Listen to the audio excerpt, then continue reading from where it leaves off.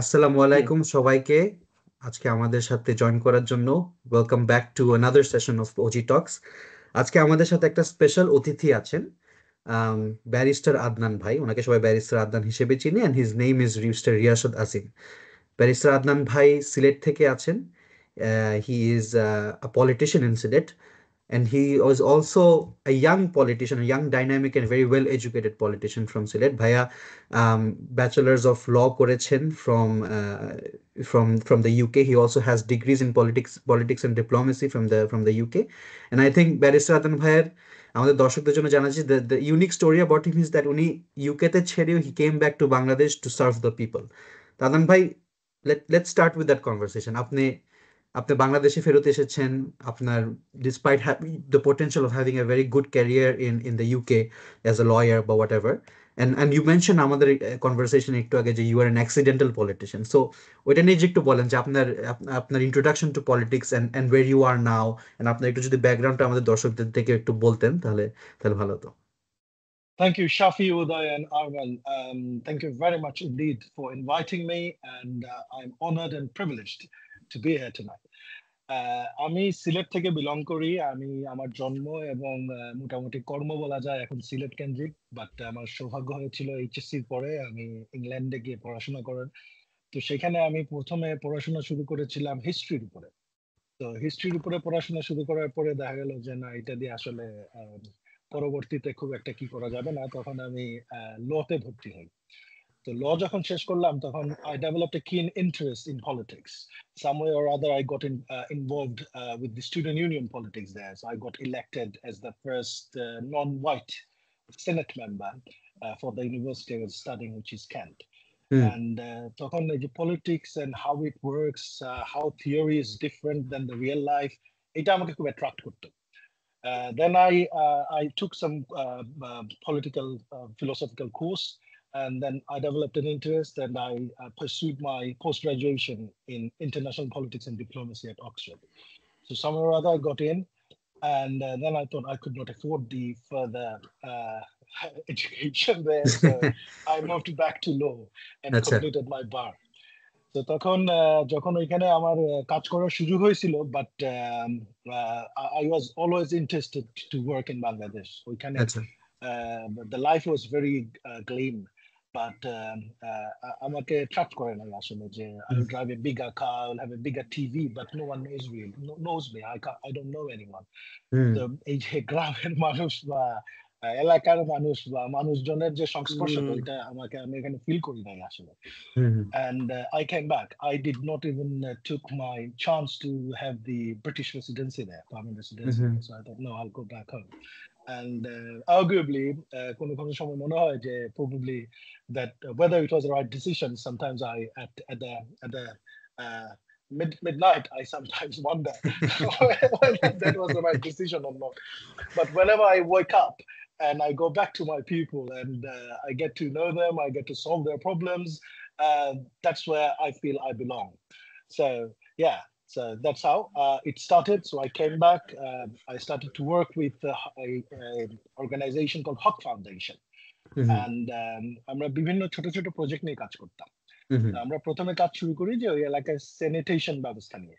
তো হুম। যখন যে এলাকায় আমরা হাত দিলাম তখন ওইখানে উন্নত মানের স্যানিটেশন ফ্যাসিলিটি ছিল না। তো আমরা ছোট আচ্ছা। ছোট করে একটা একটা বাড়ি টার্গেট করে করে আমরা 2 বছরের মধ্যে আমার ওই ইউনিয়নটাতে হুম। আর হুম। ওই স্যানিটেশন প্রবলেম ছিল না। পরবর্তীতে I got really excited that actually এটা তো করা যায়। হুম। হুম। হুম। দেন উই স্টার্টেড উইথ তখন আর্সেনিকের একটা বিরাট সমস্যা ছিল বাংলাদেশে, 2008-9 এর দিকের কথা বলতেছি। হ্যাঁ, হ্যাঁ, হ্যাঁ, রাইট। তা আমরা তখন পানির জন্য আমরা ফান্ডরাইজ করে ইউকের আমার friend family and stuff, and then আমরা ওই যে পানি সমস্যা সমাধানের জন্য প্রায় 700-750 টিউবওয়েল স্থাপন করি এখানে। হুম। তো হুম। এরকম হুম। করতে করে 1-2 পরে রাস্তা, পরে মানুষের বাড়িঘর, পরে স্কুল কলেজ হসপিটাল, এইসব জিনিসে আমরা আস্তে আস্তে ইনভলভ হতে থাকি আর কি। So my father used to be a politician. He used to work for BNP. He used to represent BNP. So after his demise in COVID, তো যখন আমাদের ইনানিল্লাহ। রাজনীতিতে থাকে না যে বিভিন্ন বড় কেন্দ্রিক বিষয় থাকে, জি তখন যখন দেখা গেল যে ডেমোক্রেসি আমাদের দলের ভেতরে তেমন ভাবে প্র্যাকটিস হচ্ছে না, তখন যে পক্ষের আসলে দুর্বল ছিল আমরা ওই পক্ষের পক্ষে কাজ করা শুরু করি, যে না এরা তো আসলে actual politician, they built this party, they created this party here, they established it as the মহিরু আজকে যেটা আছে। হুম হুম তো তাদের পক্ষে কাজ করতে করতে করতে করতে যে আমার তখনও কোনো পদ পদবি কিন্তু নাই, তখন আমি আচ্ছা দলের সাথে সেইভাবে সংশ্লিষ্ট না। তো যখন আমরা এখানে জোর করে কমিটি দেওয়ার বিষয় আসলো, তখন আমরা দলের হাইকমান্ডের সাথে যোগাযোগ করলাম যে চ্যারিটি বিগিনস এট হোম। আমরা হুম ডেমোক্রেসি ডেমোক্রেসি বলতেছি, বাট আমাদের দলের ভিতরে নাই, মানুষজন কি বলবে, ইয়াং জেনারেশন ডেমোক্রেসি কি নাই, দেখে হ্যাঁ, বুঝতে হবে। রাইট। তখন they were really generous and তারা এটা স্পট অন, এটা তারা বলছে যে না এখানে ইলেকশন হবে, এখানে ইলেকশনের মাধ্যমে নির্বাচিত প্রতিনিধি আসবে, যে দল কারে, দলের কর্মীরা কাকে চায়। তো এই সব বিভিন্ন প্রক্রিয়ার মাধ্যমে and the party thought they will I can be of some use to the party.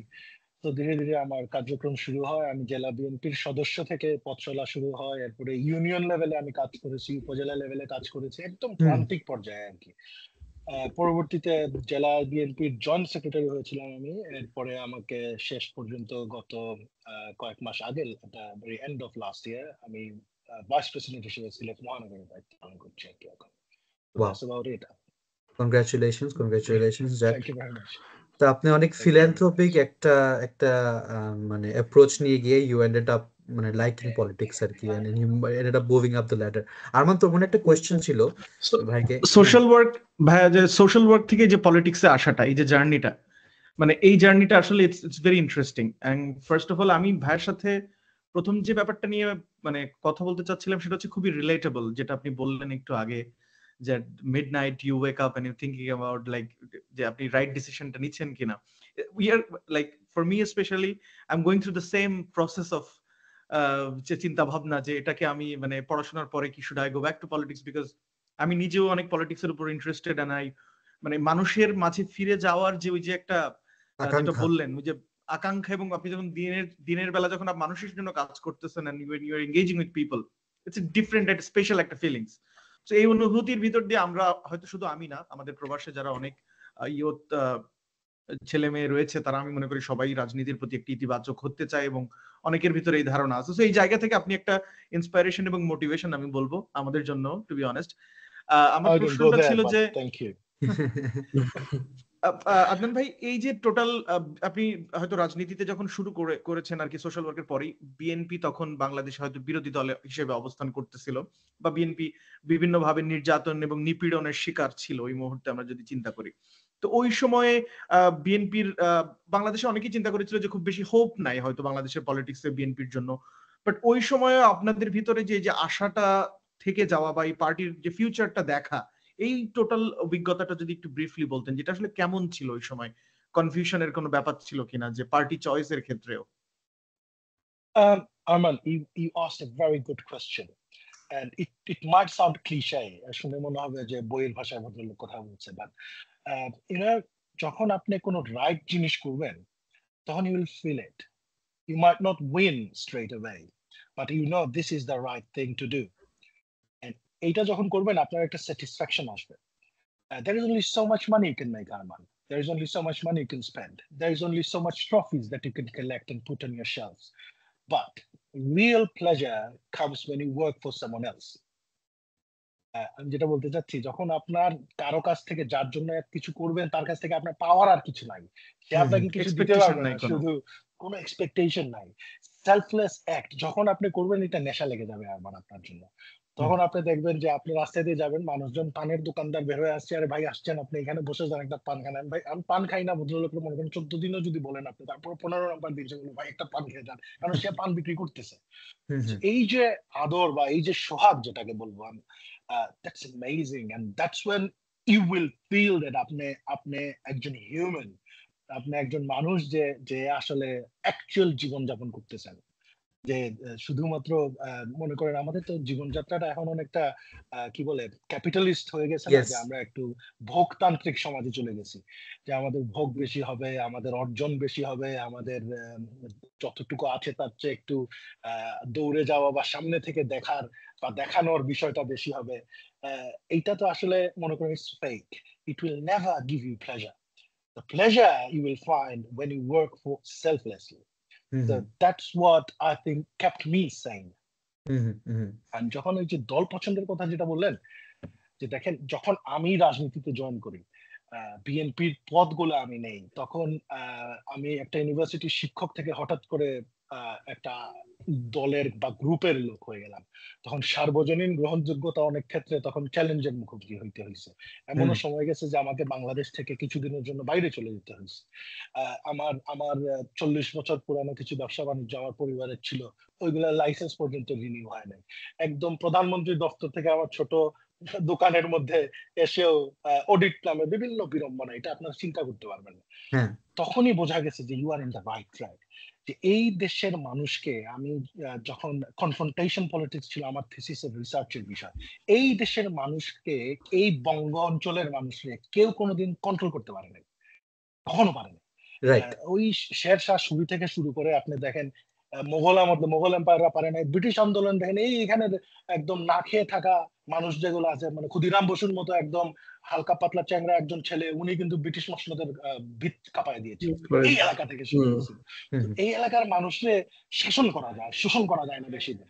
তো যদি আপনি হিস্টোরিক্যালি এভিডেন্স, যদি এম্পিরিক্যাল এভিডেন্স যদি আপনি যাচাই করতে যান, আপনি দেখবেন এটা চলে যাবেই। আপনি যত বড়ই ক্ষমতা আপনার থাকুক না কেন, এই দেশের মানুষ লাফ দিয়ে উঠবেই। এইটা একদিকে যেরকম গ্লিম অফ হোপ, আরেকদিকে কিন্তু আপনার এটা স্টোরি অফ ডিসমে অ্যাজ ওয়েল। কারণ যতবারই আমরা যুদ্ধে গিয়েছি, বুঝছেন, এই এলাকার বা আমাদের এলাকার, আমাদের জাতিসত্তার লোক, আমরা যুদ্ধে জিতেছি, কিন্তু এরপরে সময় আদার আমরা ভুলে গেছি যে হোয়াট উই ফট ফর, আমরা কি জন্য ভাই যুদ্ধে গেছিলাম। তখন আমি আমার ব্যক্তি স্বার্থ নিয়ে চিন্তা ভাবনা শুরু করেছি, আপনি আপনার ব্যক্তি স্বার্থ নিয়ে চিন্তা ভাবনা শুরু করেছেন। তো যুদ্ধের সেই মানে ব্যাহাত বিপ্লব একটা বই বের হয়েছিল, আমি জানি না আপনারা পড়ার সুযোগ হয়েছে কিনা। বিপ্লব সবসময় ব্যাহাত হয়ে গেছে, কিন্তু তখন আমরা যারা গণতন্ত্রের আদর্শে বিশ্বাস করি, যারা আমরা মনে করি everyone should have their choice, everyone should say what they like, and তারা ভোট দেওয়ার একটা অধিকার থাকবে, তার দেশের শাসন ব্যবস্থায় তার মালিকানা থাকবে, ভোটের মাধ্যমে থাকবে, তখন একমাত্র অবভিয়াস এবং ভায়াবল অল্টারনেটিভ ছিল বিএনপি। তখন হয়তো আরো অনেক অন্যান্য দল ছিল, আমি অন্য দলগুলোকে ছোট করব না, but viable alternative that could really bring some change, that was BNP. And since my family had a tradition and relationship with the party, it probably made my life a bit easier to select and pick and choose actually. That makes very good sense, Van, and you explained it very well. আপনি যে একটা কথা বললেন যে আমাদের দেশের বা আমাদের জাতির একটা হিস্ট্রি আছে যে আমাদেরকে শাসন করা যায় বাট বেশি দিন শোষণ করা যায় না। ওই হিস্ট্রি লেসনটা আই থিঙ্ক অনেকজন মিস করছে, specially Sheikh Hasina. Sheikh Hasina I think she missed her a couple of her মানে হিস্ট্রি লেসন্স, না হলে এই জিনিসটা তো this was very common to most of us. Going back to the conversation about BNP যে এতদিন মানে ইট ওয়াজ দ্য আমাদের একটা লাস্ট টর্চ বেয়ারার ছিল অফ ডেমোক্রেসি বলেন বা আমাদের হিউম্যান রাইটস, মানে BNP was the only thing left in, মানে আপনি যদি একদম ব্রডার অর্গানাইজ লেভেলে চিন্তা করেন, শেখ হাসিনার একদম পিক ফ্যাসিস্ট মানে সিচুয়েশনে। তো বিএনপির কিন্তু অনেক অনেক স্যাক্রিফাইস আছে, অনেক অনেক কিছু they had to suffer, but তারপরও এখন they are going through a PR crisis. আমার যেটা মনে হয় পিআর ক্রাইসিসটা আমি মানে দিস ইজ মানে I understand there's a lot to criticize about BNP because no political party is perfect, but আপনার কি মনে হয় যে এই মুহূর্তে যে এখন যে পিআর ক্রাইসিসটা হচ্ছে, এটার আমি কিছু আপনাকে রিজন দিতে পারবো। I think it is because of certain things that have happened in the past, মানে স্পেশালি 2001 to 2005 এর মধ্যে তার জনক তারেক রহমানকে আপনার মানে 10% একটা ট্যাগ জিনিসটা আপনি জেনজির জায়গায় জায়গায় মিমে দেখবেন, সব জায়গায় মিমে ভর্তি। এন্ড আপনি এই যে আমাদের আপনি যেটা বললেন যে আমাদের অভ্যুত্থানের সময় আমাদের মানে of course justice was upfront, but one of the main reason was that we want democracy back, we want election back. But এখন যে মানুষগুলা ওই চিন্তা নিয়ে মাথায় আসছে, ওই মানুষগুলো এখন দে নো বা ওদের একটা অ্যাজাম্পশন আছে যে এখন ইলেকশন হলে বিএনপি পাওয়ারে আসবে, এন্ড ওইটা হবে দেখে we don't want elections anymore. So election is no longer upfront, and one of the reasons is that বিএনপির একটা ব্যাড পিআর সিচুয়েশন। সো এটার ব্যাপারে আপনার মানে একটা অ্যানালিসিস দেন, what do you think is happening, মানে ওয়াই একটা পিআর ক্রাইসিস হঠাৎ করে বিএনপি পোটেনশিয়াল বা অনেক সময় হিরো সিচুয়েশন থেকে বা পোটেনশিয়াল হিরো সিচুয়েশন থেকে এখন আবার মানে একটা জেনজির মধ্যে বা একটা আরবান ক্রাউডের মধ্যে ভিলেন কেমনে হয়ে গেল, মানে what is your take on it? এইটা I'll have to ask you a question first, হ্যাঁ, if I may. How old are you guys? I'm 29. I'm 30. So I assume you are in your late 20s or very Yeah. early 30s, right? Right, হ্যাঁ। Okay. So যখন দেখেন 2006-7 বা 8 ছিল 1/11 এর আগে, তখন you guys were out of the equation, probably Right. not in the political discourse. We're not, হ্যাঁ, তখন থেকে যখন 1/11টা হয়েছিল, আপনাদের এই স্মৃতি মনে নাই, কিন্তু আমাদের কিছু আছে। হ্যাঁ, তখন আমরা যারা বিএনপি বা বিএনপির পরিবারের সাথে সম্পৃক্ত, আমরাও কিন্তু মনে করেছিলাম যে এইবার দেশের কিছু হবে। তখন আপনারা এখন জেনজি যে সিচুয়েশনে আছেন, আমরা তখন একটু ওই সিচুয়েশনে, ওই বয়সে ছিলাম। তখন ওইটাও কিন্তু এক ধরনের বিপ্লব ছিল। তখন ওইটা এবারকার বিপ্লব যেমন ছাত্র জনতা মানে সর্বসাধারণের একটা অভ্যুত্থান হয়েছে, তখনকার অভ্যুত্থানটা ছিল একটু ছোট একটা গোত্রকেন্দ্রিক বা একটা অভ্যুত্থান হয়েছে, আমলাতান্ত্রিক বা সামরিক একটা সংমিশ্রণে একটা অভ্যুত্থান হয়েছিল। তো ওই অভ্যুত্থানের মূল বা মৌলিক যে এনিমি যাকে দাঁড় করাইতে হয়, উনাকে করা হয়েছিল তার জনাব তারেক রহমান সাহেবকে ওই অভ্যুত্থানে। তো যত দোষ ছিল, নন্দঘোষ ছিলেন তারেক রহমান সাহেব, এবং ওইটা তখন মার্কেট বা বাজারজাত করা সহজ ছিল। আমি কোনো অ্যাপোলজিটিক্যাল হচ্ছি না, আমি আমার একটা যুক্তি দিচ্ছি, আপনারা you are feel free to ask, but this is what I see the reasons behind. আপনি যেটা বললেন এখন কেন পিআর ক্রাইসিস বা হঠাৎ করে এখনো সেই খাম্বার কথা এখনো বলা হচ্ছে, এটা শরীরের বিড়ালের মতো, যে বিড়ালের অস্তিত্ব খুঁজে পাওয়া যায় না, কিন্তু অন্ধকার করে এটাকে খুঁজতে হয়। তখন যে পিআরটা চালানো হয়েছিল প্রথম আলো, ডেইলি স্টার এবং ইন্ডিয়ান প্রেসক্রিপশনে, ওই পিআরটা শেখ হাসিনার রেজিমে কন্টিনিউ হয়েছে দীর্ঘ 17 বছর। শিশু থেকে আপনারা আজকে পুরা তরুণ যুবকে পরিণত হয়েছে, এই পিআর কন্টিনিউ হয়েছে 17 বছর, একদিনও বন্ধ হয় নাই। বিভিন্ন রূপে, বিভিন্ন আকারে, বিভিন্ন ইঙ্গিতে এই জিনিসগুলোই উঠে আসছে, যে এত পার্সেন্ট এই খাম্বা, ওই সম্পত্তি, ওইখানে টাকা, ওইখানে পয়সা, সম্পত্তির কোনো হিসাব নাই, এইরকম ধরনের একটা মানে দুর্নীতির বরপুত্র নামে ওনাকে আখ্যায়িত করা হয়েছে। তখন দেখেন 17 বছর ভাই পুলিশ প্রশাসন কার ছিল? ওনাদের ছিল। বিচার ব্যবস্থাতে ওনাদের নগ্ন হস্তক্ষেপ ছিল। কিন্তু জনাব তারেক রহমানের নামে কিন্তু এখনো পর্যন্ত সেই বায়বীয় সম্পত্তির কোনো সন্ধান বের করতে পারেনি। পক্ষান্তরে দেখেন শেখ হাসিনা ওনার দেশ থেকে যাওয়ার কয়েক মাস গেছে, মাত্র 6 মাস, এখন ওনার বিরুদ্ধে সেইভাবে তদন্ত কার্যক্রম শুরুই হয় নাই। এখনো যে পরিমাণ, যে নাম্বার গুলো আমি দেখি অনেক সময় শূন্য গুনতে গুনতে আমি টায়ার্ড হয়ে যাই, এটা যদি আমি কলমে লিখি তাহলে কত লম্বা হয়। দুর্নীতিটা তো আসলে থাকতে হবে, যদি থাকতো বা এই গল্পটার পেছনে যদি বাস্তবতা থাকতো ভাই, তখন কিন্তু এই 17 বছর উনি এটা বের করে ফেলতেন। তো যে জায়গায় আমাদের আপনি যেটা বলেছেন যে পিআর ক্রাইসিস, আমি তো ভাই ফেসবুকে স্ট্যাটাসও দিতে পারি নাই, আমি তো ফেসবুকে বক্তব্য পরিচালনা করতে পারি নাই, আমার তো পিআর বলে কিছু ছিলই না। আমি ক্রাইসিসে যাবো, ক্রাইসিস কি, আমি তো অবসলিট, এটা তো নাই, আমি তো জিরোতে আছি। আপনারা দেখবেন আমাদের যে ইভেন এরকম হয়েছে ভাই, যে অনেক নাম করা মানুষ আছেন, এখন ওনারা বড় ধরনের বিপ্লবী, ওনাদের বিপ্লবের চেতনার পাশে আমি গিয়ে দাঁড়াইতে এখন আমার লজ্জাবোধ হয় যে আমি কিছু করলাম না, ওনারা করলেন। ওনাদেরকে আমরা মানে সার্ভিস নিতে, ফাইন্যান্সিয়ালি সার্ভিস নিতে অফার করছি, যে আমাদেরকে এই ভিডিওটা এডিট করে দেন, এটাতে একটু মিউজিক টিউজিক দিয়ে এটাতে একটু আকর্ষণীয় করে দেন, যাতে মানুষ, ওনারা এটা করে নাই, যদিও এটা বের হয়ে যায়। জুলাই মাসেও অনেককে আমরা এই কাজে ব্যবহার করতে পারি নাই, ওনারা এখন বিপ্লবের ঝান্ডা ওনাদের হাতে। আমাদের তো ভাই পিআর নাই। আরেকটা বা অন্য বিভিন্ন রাজনৈতিক গোষ্ঠী আছেন, এরা এক এক সময় মানে আমাদের পলিটিক্যাল গোল অ্যালাইন্ড হয়, কোনো সময় হয় না। ওনাদের তো মানে ওদের বা ওই রাজনৈতিক দলগুলার যে অবস্থানটা ফেসবুক কেন্দ্রিকই বেশি ছিল, অন্যান্য দলের পরিচয়ে বিভিন্ন ক্যামোফ্লাজে ওনারা তাদের সাংগঠনিক কার্যক্রম পরিচালনা করেছিলেন। তখন মনে করেন যে আত্মপ্রকাশ হচ্ছে, আত্মপ্রকাশ তো ভাই কোনো সংগঠনের হয়, সংগঠনের নেতৃবৃন্দের তো হয় না। তো ওনাদের কিন্তু পিআর ক্যাম্পেইনটা খুব শক্ত। ওনাদের যত ভোটার আছে তার 5টা করে অ্যাকাউন্ট আছে, তার 5টা করে ফেসবুক আছে। আমাদের এই জিনিসগুলো ভাই এখন শুনতেছি আর ভাবতেছি এটা কেমনে সম্ভব, আমাদের মাথায় এটা আসে নাই। যে পিআর এর যে বিষয়গুলা, এইটা আমাদের সময় লাগবে। এই সময়টা হঠাৎ করে আসবে না। No. এই সময়টা, এই 17 বছর প্লাস আরো 7 মাস 8 মাসের যে এই বিষয়গুলা যে ন্যারেটিভটা, হ্যাঁ, আমরা ন্যারেটিভটা ক্রিয়েট করা হয়েছে, এইটা আমরা হঠাৎ করে ভেঙে দিতে পারবো না। এই পিয়ার ক্রাইসিস আমরা অ্যাকনলেজ করি, বাট এইটার বাস্তবতা দেখেন, এক্সকিউজ মি, no worries. বাস্তবতার সাথে এইটার সম্পর্কটা বেশ দূর।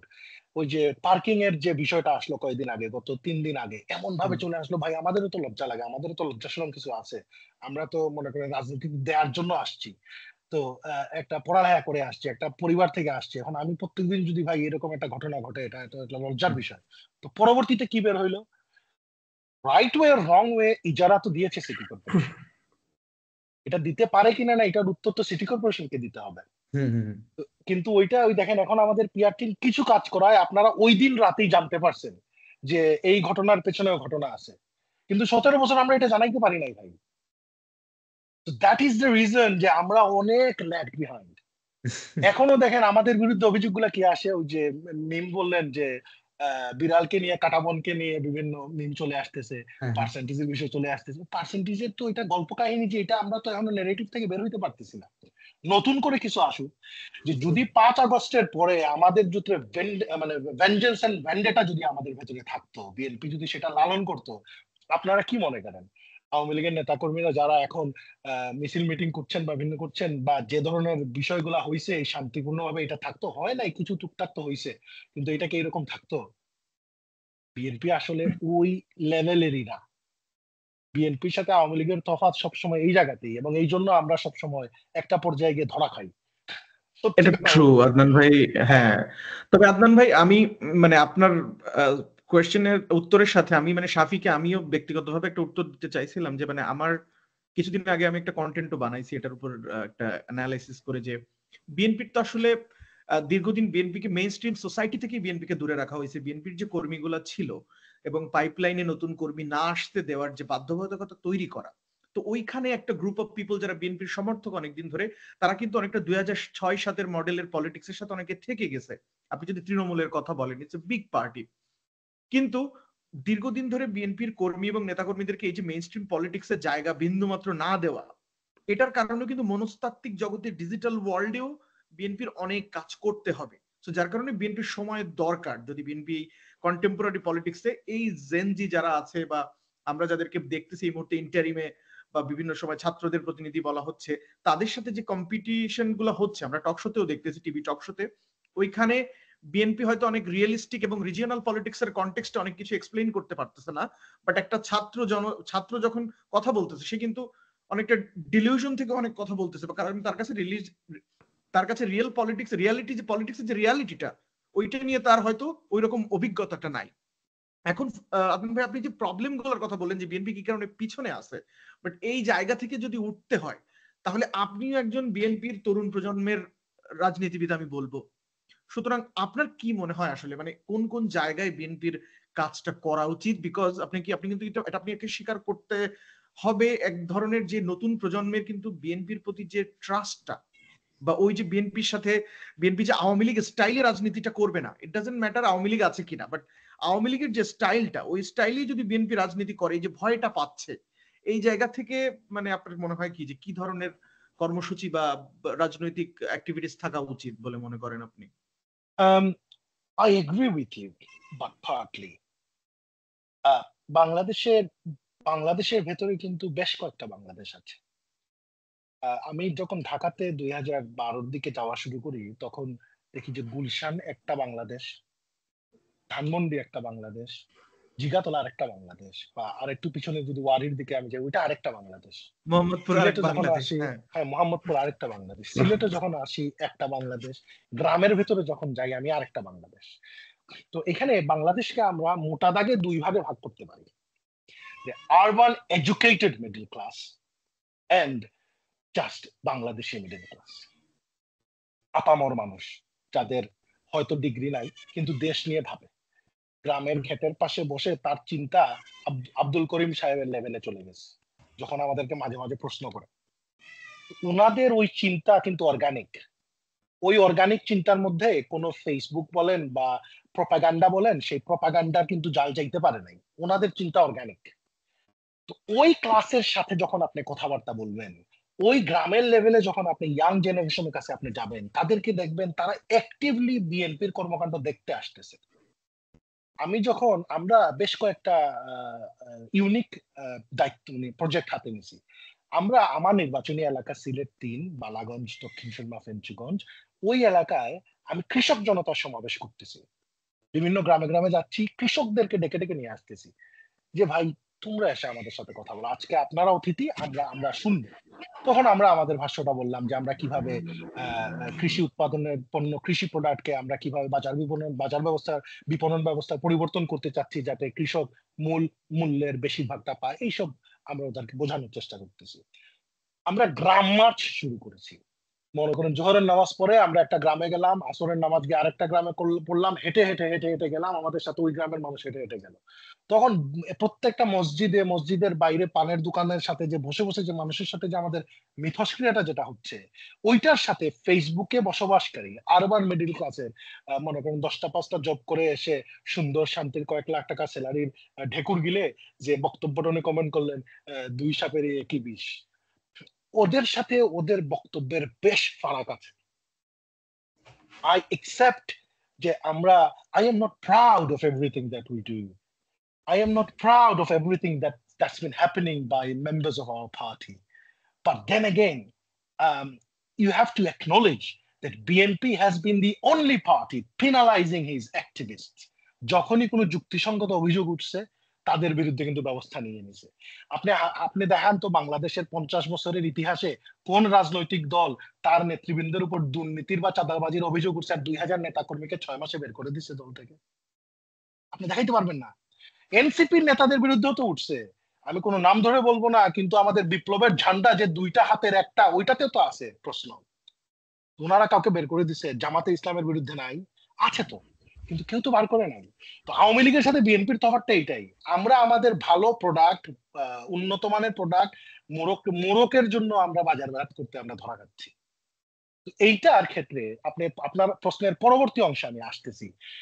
I think we believe what is good for the country, we should do this. এই মুহূর্তে দেশের জন্য প্রয়োজন হচ্ছে ঐক্যমত গড়ার। এই মুহূর্তে দেশের জন্য প্রয়োজন না যে জামায়াতে ইসলামের থেকে মানুষ আমাকে ভালো বলুক, এই পিআর ক্যাম্পেইন করব, আমি আরো দুশ্মন সৃষ্টি করব। আমরা দেখেন একটা একটা করে কাজ শুরু করছি। ভিশন 2030 শুনতে ক্লিশে মনে হবে, আওয়ামী লীগও দিছিল 41, ওইটার সাথে মেলায়েন না। যখন madam Khaleda Zia vision 2030 declare করে, তখন এগুলো নিয়ে কোনো আলোচনা শুরু হয় নাই।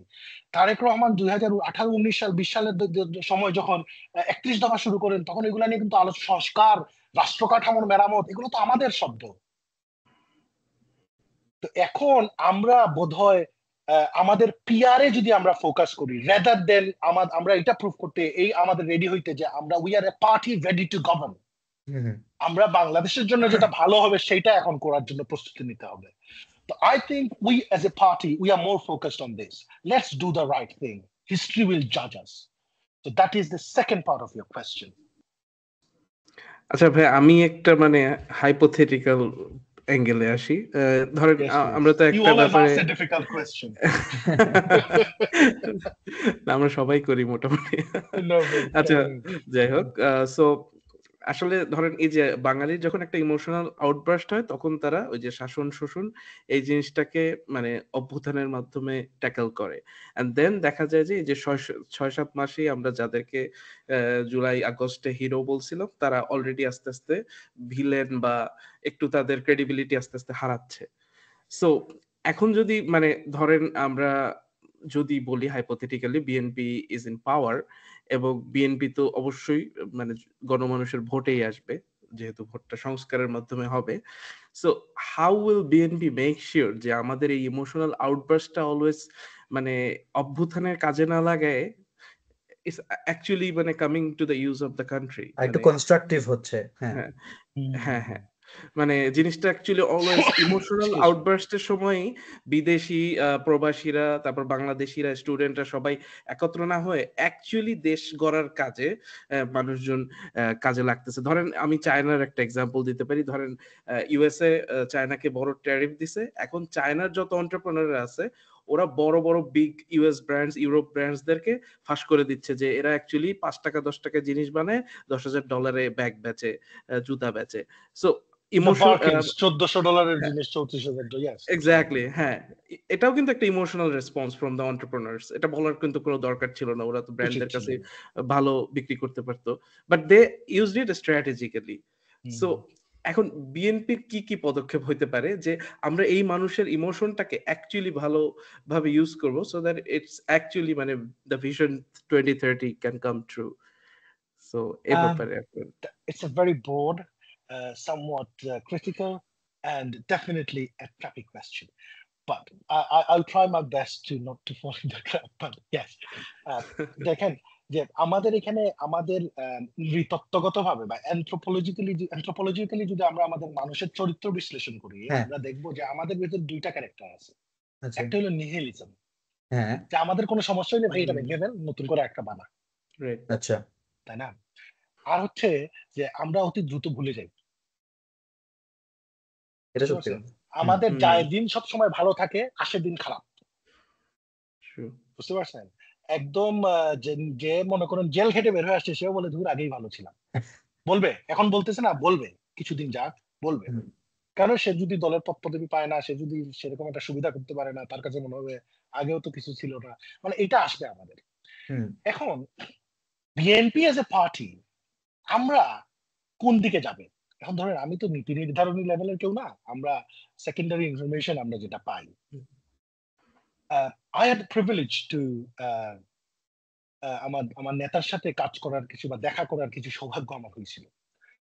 The way he thinks, he is a problem solver. আমি যখন ওনার সাথে দেখা করতে যাই, আমার কাছে মনে হয়েছে যে আমার অন্তর্জামের মতো একটা বিষয়, যে ভদ্রলোক আমার প্রত্যেকটা স্টেপ জানেন। আমি আমার উপজেলা লেভেলে কি করতেছি, আমার ছাত্রদের সাথে আমি কিরকম আচার আচরণ হচ্ছে, আমার বাণিজ্য কিরকম হচ্ছে, আমার রাজনৈতিক বক্তব্য কিরকম আসছে।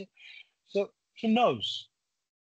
কারণ এইরকম যদি প্রবলেম সলভিং স্কিল যদি আপনার না থাকে, অর্গানাইজেশনাল স্কিল যদি আপনার না থাকে, আপনি যদি ম্যানেজারিয়াল আপনার যদি স্কিল গুলা না থাকে, আপনি 4000-8000 মাইল দূরে বসে আপনি বাংলাদেশের মতো ক্রিটিক্যালি একটা সমাজ ব্যবস্থায় আপনি এত বৃহত্তর লোকের দল আপনি চালাইতে পারতেন না। না তো অবশ্যই। I think he will focus on the right thing. Let's build the country. Let's do what is right, not what they think is right. So I think আমাদের এই পলিসি গুলা যদি আপনি একটু ফলো করেন, যে আমরা যে $1 trillion ইকোনমি 2034 সালের যেটা আমরা একটা ইকোনমিক রিফর্মের ক্ষেত্রে আমাদের ভিশন বা আমাদের রোড ম্যাপ আমরা যেটা দিয়েছি, বিএনপি যে দল দিয়েছে, আপনি যদি ওইটা ফলো করেন তো দেখবেন এখন কিন্তু আমাদের প্রায় $450 বিলিয়ন ইকোনমি আছে। 7% 8 থেকে 9% গ্রোথ যদি আমার থাকে, আমি 10 বছরে এটাকে ডাবল করা কোনো বিষয় না, এইটা ডুয়েবল। কিন্তু আমার অর্থনীতির সাইজ বড় হইলো, আপনি আরমান সাহেব, উদয় সাহেব দামি দামি গাড়ি ঘোড়া কিনলেন, আর আমি পথে ভিখারি হয়ে গেলাম। 3 জনে মিলে 4 জনে মিলে আমাদের ইনকাম বেড়ে গেল। আওয়ামী স্ট্যাটিস্টিক্সে যদি চলে যাই, সেটার কথা কিন্তু বলা হচ্ছে না। এখন অর্গানিক ডেভেলপমেন্ট কথা বলা হচ্ছে, যে আমি কিভাবে তিনটা ভাবে আমার অর্থনীতিতে আমি ইনজেক্ট করতে পারবো। এক, আমি টাকা ছাপাবো। 2, আমি লোন করে নিয়ে আসবো, যে দুইটা ব্যর্থ হয়েছে মারাত্মক ভাবে। 3 নাম্বার, আমি এফডিআই নিয়ে আসবো। হ্যাঁ, তো বর্তমান সরকার বা বর্তমান সরকারের যে বিনিয়োগ বোর্ডের প্রধান যে পদক্ষেপগুলো নিচ্ছেন, such a smart guy. And our interest and his action is aligned to this. যে বাংলাদেশে যদি আপনি উপরে তুলে নিয়ে যেতে চায়, মারাত্মক ধরনের বিনিয়োগের ব্যবস্থা করতে হবে, কর্মসংস্থানের ব্যবস্থা করতে হবে, যাতে ইয়াং ছেলে পেলে মূল কাজ করার সুযোগ পায়। আমাদের যখন আমার শাহজালাল ইউনিভার্সিটিতে আমি কিছুদিন পড়ানোর সৌভাগ্য হয়েছিল, তো ওইখানে আমার ছাত্ররা যখন পাশ করে আসে, তখন ওই 60,000-70,000 টাকার উপরে বেতন ওনারা পায় না। বিদেশে গিয়ে যদি ডেলিভারি করে ফুড, তাইলে তো এর চেয়ে বেশি রুজি করতে পারতেছে সে। তো আমার ছেলেদেরকে আমি বাংলাদেশে রাখতে পারতেছি না কেন ভাই? That should be the biggest question asked by the people. যে আপনি যখন ক্ষমতায় যাবেন, আপনারা কর্মসংস্থানের কি করবেন? ব্রেন ড্রেন হবে না, এটাতে কি করবেন? মানুষজন ফিরায় কেমনে নিয়ে আসবেন? এই বিষয়গুলা কিন্তু আমাদের ওই যে রোড ম্যাপে আমাদের উল্লেখ করা আছে। আচ্ছা, যে আমাদের পরিবেশটা আমরা কিভাবে উন্নত করব, কর্মসংস্থানের পরিবেশটা কিভাবে উন্নত হবে। আরেকটা অংশে আপনারা দেখবেন যে আমাদের হিউম্যান রিসোর্স একটা এক্সপোর্টের একটা বিষয় আছে। এইখানে আমরা সবচেয়ে নিচের লেভেলের শ্রমটা আমরা বিক্রি করে থাকি বা আমরা এক্সপোর্ট করে থাকি।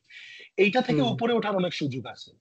অলরেডি এই বর্তমান সরকারের সাথে বিভিন্ন দেশের যে যোগাযোগ যেটা বিনিয়োগকারীদের হচ্ছে যে নার্সিং ইনস্টিটিউট করার জন্য বাংলাদেশ থেকে। বাংলাদেশের নার্সরা কিন্তু অনেক ভালো করতেছে পৃথিবীতে, যারা যেখানে যাচ্ছে, বিশেষ করে মিডল ইস্টে যারা যাচ্ছে। তো এক একটা সেক্টর এরকম পিক করার কথা বলা হয়েছে যে আমাদের যে লেভেলের আমরা শ্রম বিদেশে এক্সপোর্ট করছি, এটা যাতে ধীরে ধীরে বাড়ানোর সুযোগ থাকে। একদিনে এক লাফে আমরা কালকে থেকে চার্টার্ড অ্যাকাউন্টেন্ট এক্সপোর্ট করা শুরু করবো, মানুষদের ডলার লাখে লাখে ডলার নিয়ে আসবে, এরকম কথাবার্তা বলা হচ্ছে না। তো আপনারা যদি আমাদের এই ছোট ছোট পদক্ষেপ গুলা দেখেন, যে বিন্দু বিন্দু জলগুলা যদি দেখেন, একসাথে করেন, দেখবেন সিন্ধুর স্বপ্ন দেখার সুযোগ আছে, বাস্তবসম্মত সুযোগ আছে। আপনি আপনার এন্টারপ্রেনিউরিয়াল স্কিল দিয়ে চিন্তা করেন যে আমি রেভিনিউ বাড়াইতে হইলে আমার কি করতে হবে।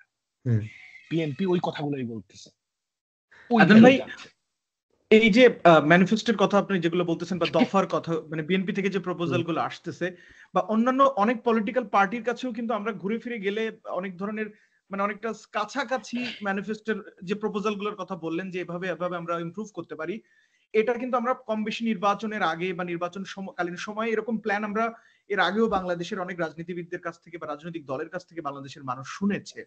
বাট ইন রিয়ালিটি এবং প্র্যাকটিক্যালি যে এটা কিভাবে করা সম্ভব, এই যে লজিস্টিক্সটা টোটাল, যে আমি 5,000 কর্মসংস্থান ক্রিয়েট করবো, স্কিল্ড ওয়ার্কার, আমি ইউরোপে নার্স পাঠাবো বা আমি নেপালকে রিপ্লেস করব, বাট এটার যে প্ল্যানটা আমি আসলে কিভাবে করব, এই যে জায়গাগুলোতে আমার কাছে যেটা মনে হয়, আমি ব্যক্তিগতভাবে, যে বিভিন্ন রাজনৈতিক দল থেকে আরো বিশদ ব্যাখ্যারও প্রয়োজন, যে it not just a promise, it not just something যেটা আমি ইলেকশনের আগে আমরা বলতেছি, বা আমরা হয়তো কিভাবে বিএনপি কেপেবল বা এনসিপি বলুক বা যে পার্টি জামাত ইসলামী বলুক, তারা কি আসলে কেপেবল কিনা, এই প্ল্যানগুলো যদি জনগণের সামনেও থাকে, তাহলে আমার মনে হয় সিটিজেন আরো বেশি ইনফর্ম থেকে ডিসিশনটা নিতে পারে। সো এই জায়গাতে আমি শিওর আপনারা অনেক ভালোভাবে চিন্তা করতেছেন।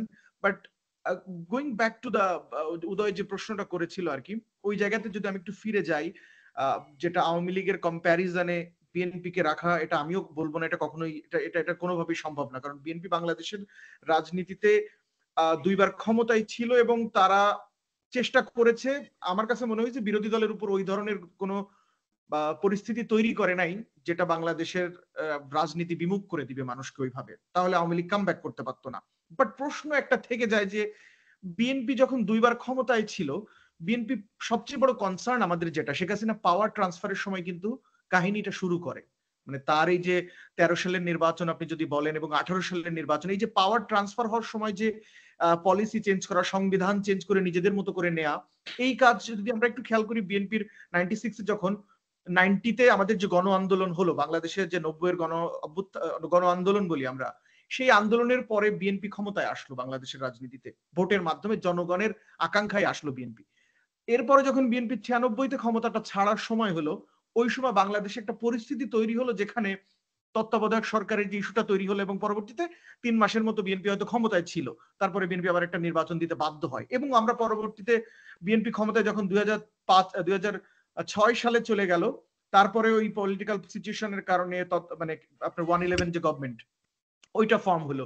তো বিএনপি যখন চলে যায় পাওয়ার থেকে বা টাইম আসে, এই যে রেকর্ডটারও একটা কম্প্যারিজন কিন্তু এদেশের আমাদের প্রজন্ম করে, যে বিএনপি আসলে পাওয়ার ট্রান্সফারের সময় কতটুকু লেজিট ছিল বা কতটুকু মানে উইলিং ছিল, মানে নিজেরা ভালো মতো পাওয়ার ট্রান্সফার করার সময়। এটা গণতন্ত্রের অনেক বড় একটা ইম্পর্টেন্ট জিনিস, যে পাওয়ার আপনি ক্ষমতা ছাড়ার সময় আপনার মানে মনস্তাত্ত্বিক জগতে কি হচ্ছে। এই জায়গাটাতে আপনার কি মনে হয় যে কি ধরনের ঘটনা ঘটেছিল? আমরাও জানি যে এখানে আমাদের পার্শ্ববর্তী দেশের অনেক পলিটিক্যাল গেম থাকে, তারাও ওলট পালট করতে পছন্দ করে বা তারা বিভিন্নভাবে আপনাকে নতুন ন্যারেটিভ তৈরি করে দেয় দেশের মানুষের মাঝখানে, যেটা পলিটিক্যাল, আমরা গ্যারিম্যান্ডারিং এর কথাও শুনছি 2008-এর ইলেকশনে, যে নির্বাচনী এলাকাগুলো নিয়ে এখানে বড় একটা গেম হয়েছে। বাট ওভারঅল সিচুয়েশনে আপনার কি মনে হয় যে এই ক্ষমতার পালা বদলের সময় বিএনপির পুরোনো দিনের যে কর্মসূচি মানে কর্মকাণ্ড, এইটার আসলে জাস্টিফিকেশনটা কি, বা এরকম ভবিষ্যতে কি আমরা আশা মানে দেখবো কিনা এরকম জিনিস? আশা করবো কিনা? It's okay. Let's hope not. I hope we never have to see this again. যে পরিস্থিতির ভিতর দিয়ে যাইতে হয়েছে জুলাইতে, বাট জুলাই এবং অগাস্টে আমি আমার ছাত্রদের সাথে একদিন আমি আটকে গেছিলাম, যেরকম হঠাৎ মোটাসোটা মানুষ হঠাৎ করে দৌড় দিতে পারি না। তো যখন ওরা সাউন্ড গ্রেনেডটা মারলো, দেখা যায় চোখ খুলে দেখি, চোখ বন্ধ হয়েছে, খুলে দেখি আমি একলা এখানে পড়ে আছি আর সবাই দৌড় দিয়ে চলে গেছে। আমার দলের ছেলেমেয়েরা চলে গেছে, ছাত্ররা চলে গেছে, জীবন নিয়ে ফিরে আসছে ওইটা। So I hope not. আমার মনে হয় এটা হবে না। এখন এই যে প্রশ্নটা আপনি তুলছেন, যে যুক্তিটা আপনি দেখাইছেন, এটার স্ট্যাটিস্টিক্স বা এম্পিরিক্যাল এভিডেন্সটা আমার পক্ষে যাবে না, আমাদের দলের পক্ষে যাবে না। Only thing that I can tell you, it is that history may be a story of dismay, but the future is gleaming with hope. যে ভুল অবশ্যই আমাদের পক্ষ থেকে যদি হয়ে থাকে, সেটা প্রায়শ্চিত্ত হয়ে গেছে। সেটার পরিবর্তন এবং বিবর্তনের যে নতুন দিনের যে আলো, এটা আপনার মানে এখন আশা করা যায় যে আমাদের অ্যাক্টিভিটি থেকে এটা বোঝা যাচ্ছে। যে দেখেন, যে 2 বারের বেশি প্রধানমন্ত্রী হওয়ার বিষয়, একাধিকবার প্রধানমন্ত্রী না হওয়ার বিষয়, প্রধানমন্ত্রী থেকে রাষ্ট্রপতির কাছে ক্ষমতা সমর্পণের যে বিষয়, এই দুইজনের ক্ষমতা বিন্যাস করার যে বিষয়, পার্লামেন্টকে আরো গুরুত্বপূর্ণ এবং সভরেন্টিকে আরো এস্টাবলিশড এবং এইটা পার্লামেন্টারি ডেমোক্রেসিকে আরো শক্ত করা, শক্তিশালী করার যে বিষয়, এইগুলা কিন্তু জুলাই বিপ্লবের আগেই বিএনপি বলতেছে। জুলাই অভ্যুত্থানের আগে বিএনপি বলতেছে যে যদি এবার আমরা ক্ষমতায় যাই, আমরা জাতীয় সরকার করব, যে পাওয়ারের সাথে আমরা we are not married to the power. এই মুহূর্তে আমরা সার্ভ করতে চাচ্ছি, we want to change the absolute institution of this state. যে রাষ্ট্রের কাঠামোগত মৌলিক পরিবর্তন করাই এখন গত 4-5 বছরের বা আমাদের অ্যাক্টিভিটিটার মুখ্য বিষয় হয়ে দাঁড়িয়েছে। এইটার 5 আগস্টের পরবর্তীতেও দেখবেন সেই স্থান থেকে কিন্তু বিএনপি এখনো বিচ্যুত হয় নাই, সেই একই অবস্থানে বিএনপি আছে। এখন যদি আমরা কালকে বলি যে আমরা জাতীয় সরকার করবো না, কারো কোনো অসুবিধা আছে, আমরা তো নির্বাচন দিলে আশা করা যায় পাশ করে আসবো, কিন্তু বিএনপি কিন্তু বলতেছে না এটা। বিএনপি এখনো সার্বজনীন ভাবে দেশটাকে গঠন করার চিন্তা করতেছে, এখনো বিভিন্ন পক্ষের সাথে আপনারা নিউজ মিডিয়ায় দেখবেন আলোচনা করতেছে। কয়েকদিন আগেও বাংলাদেশের একটা অন্যতম বৃহত্তম রাজনৈতিক শক্তির সাথে বিএনপির শীর্ষ নেতৃত্বের আলোচনা হয়েছে বলে আমরা পত্রপত্রিকার মাধ্যমে জানতে পারছি। কিন্তু বিএনপি ঐক্যমতের পক্ষে, বিএনপি বিকেন্দ্রীকরণের পক্ষে। এখন আমার অতীতে আমার ভুল যদি থেকে থাকে, সেইটার আলোকে মূল্যায়ন না করে ভবিষ্যতে আমরা যে স্বপ্ন দেখতেছি জাতীয়তাবাদ, একতাবাদ এবং বাংলাদেশপন্থী রাজনীতির, এই দিকে দৃষ্টি দেয়া বোধ হয় মোর প্রুডেন্ট এন্ড প্র্যাকটিক্যাল হবে। আরমান তুই মিউটে। না ভাই, অ্যাবসলিউটলি। আমি এই জায়গাতে অন্তত আমি শাফি এবং উদয়ের সাথে আমাদের বিপ্লব শেষ হওয়ার 5 আগস্টের পরে যখন কথা হচ্ছিল, আই ওয়াজ টেলিং দেম যে তারেক রহমান দীর্ঘদিন ধরে উনি বিদেশে আছেন এবং লন্ডনের মতো জায়গায়, যেহেতু আমরা ইউরোপে থাকি, আমরা কিন্তু বুঝতে পারি দীর্ঘদিন যখন আপনি এক্সাইলে থাকবেন কাইন্ড অফ, বা আপনার ভাই মারা গেছে, আপনার মা জেলে আটকানো পলিটিক্যাল ইসের কারণে, এই জিনিসগুলা বা জীবনটাকে যখন আপনি দূর থেকে দেখতেছেন, মানে দূরে বসে, ওই জায়গাগুলো আপনাকে কিছু ফিলসফি দেয়, আপনার ওই ওই ওই অভিজ্ঞতাগুলো আপনাকে নতুন পার্সপেক্টিভ দেয় রাষ্ট্র চালানোর, বিশেষ করে রাজনীতিবিদদের। সো আমরা ওই জায়গাটাতে এখনো পর্যন্ত, টু বি অনেস্ট, আমি personally I am very optimistic যে এই মানুষটার থেকে হয়তো আমরা এমন কোন লিডারশিপ পাবো যেটা জাতি হিসেবে বাংলাদেশের মানুষ আরেকটু সম্মান নিয়ে, আরেকটু ভালো করে একতাবদ্ধ হয়ে একটা ন্যাশনাল ইউনিটিতে, একটা ন্যাশনাল হারমোনিতে আমরা যাতে বাঁচতে পারি। এখনো পর্যন্ত আমরা অপটিমিস্টিক, কিন্তু আমরা মানে একটু যদি এইটা, আপনারা দলের মানুষ, আপনারা আরো ভালো বলতে পারবেন যে এখনো পর্যন্ত তারেক রহমানের দেশে আসার আমার যেটা মনে হয় যে এই মুহূর্তে তেমন কোনো বাধ্যবাধকতা থাকার কথাও না, যেহেতু তার অনেকগুলা সম্ভবত হয়ে গেছে, খালাস হয়ে গেছে, যেটাকে আমরা বলি আর কি, আপনারা আইনের লোক, আপনি ভালো বলতে পারবেন। কিন্তু তাহলে এখনো পর্যন্ত মানে দেশের অবস্থা যেহেতু এত ভালো আমি বলবো না, কিন্তু এই পলিটিক্যাল ভ্যাকুয়ামের জায়গাতে এই যে এখনো পর্যন্ত মানে দলের হাল ধরার জন্য বা সাংগঠনিক কর্মকাণ্ড পরিচালনা করার জন্য আপনি ব্যক্তিগতভাবে কি মনে করেন যে তারেক রহমানের ফিরে এসে রাজনীতিটাকে ওইভাবে কেন শুরু করছে না, নাকি আসলে দলীয় কোনো স্ট্র্যাটেজিও থাকতে পারে? ইট কুড বি মানে স্ট্র্যাটেজি অলসো, এটা পলিটিক্সে যে কোনো কিছু হতে পারে। সো এই জায়গাটাতে জনগণের অনেক প্রশ্ন থেকে যাচ্ছে যে সে আদেও কি কেন আসছে না আমাদের মাঝে। সো এইখানে আপনার কি মনে হয়, মানে এইখানে কি ঘটনাটা ঘটতেছে? দেখেন, এই যে প্রশ্ন যেটা করছেন, এটা একটা অন্যতম গুরুত্বপূর্ণ প্রশ্ন আমি মনে করি আজকের ডিসকাশনে। এবং যদি আমরা এটা পাবলিক ডিমান্ডের যদি কথা বলি বা পাবলিক ডোমেইনে, এই প্রশ্নটা সবচেয়ে বেশি ওঠে, উনি আসছে না কেন? হ্যাঁ, হ্যাঁ, আসছে না কেন, সমস্যাটা কি? সমস্যাটা কি? বিভিন্ন ইঙ্গিতপূর্ণ কোয়েশ্চেন এখানে চলে আসে। তো দেখেন, এইখানে প্রশ্নের উত্তরটা আমি আমার পার্সোনাল লেভেল থেকে দেওয়ার চেষ্টা করব। যেহেতু আমি দলের স্পোকসম্যান না, সেখানে আমি ওই লেভেল প্রশ্নের উত্তর দিতে পারবো না। আমি আমার ব্যক্তিগত, এখানে নিতান্ত ব্যক্তিগত ধারণা থেকে আমি প্রশ্নের উত্তর দেওয়ার চেষ্টা করবো, যে এখানে হরিজন্টাল এবং ভার্টিক্যাল দুইটা সিচুয়েশন কাজ করতেছে। হরিজন্টাল বলতে আমি দলের সাথে সাংগঠনিক কার্যক্রমের অংশ হিসেবে ওনার না আসাটা বেটার আমি মনে করি, এবং হরিজন্টালি যে বাংলাদেশের রাষ্ট্র কাঠামো বর্তমানে যে অবস্থায় আছে, ওই অবস্থায় একটা ব্ল্যাক হোলের মতো ভার বহন করার সক্ষমতা বোধহয় আমাদের প্রশাসনে নাই। প্রথমে এই অংশ থেকে আমি আলোচনা শুরু করি। যে আপনি দেখেন আমাদের নাহিদ সাহেব গতকালকে, আমাদের ছাত্র নেতা নাহিদ সাহেব গতকালকে একটা বক্তব্য দিয়েছেন। কেউ কেউ এটা নিয়ে মকারি করছে, but maybe he had a right concern, যে কোনো জায়গায় হয়তো প্রশাসনের কিছু লোক যারা অতিরিক্ত শেয়ানা, তারা বিএনপির পক্ষে কাজ করা শুরু করছে। আপনি একটা আনসার দেন, নিজে চিন্তা করেন। জনাব তারেক রহমান সাহেব কালকে দেশে চলে আসলেন। হ্যাঁ, এখন সচিবালয় কোন নির্দেশে চলবে? যমুনা থেকে চলবে না গুলশান থেকে চলবে? পুলিশ প্রশাসন কোন নির্দেশনায় চলবে? এটা বলে দিতে হবে না ভাই, এটা বলে দিতে হবে না যে আপনি এটা করেন। এইটা অটোমেটিক চলে আসবে। বাংলাদেশের যে আমাদের ক্যারেক্টার, যে বাঙালি মানুষের, এটা অতিভক্তিতে এটা অতিরঞ্জিত হয়ে যাবে।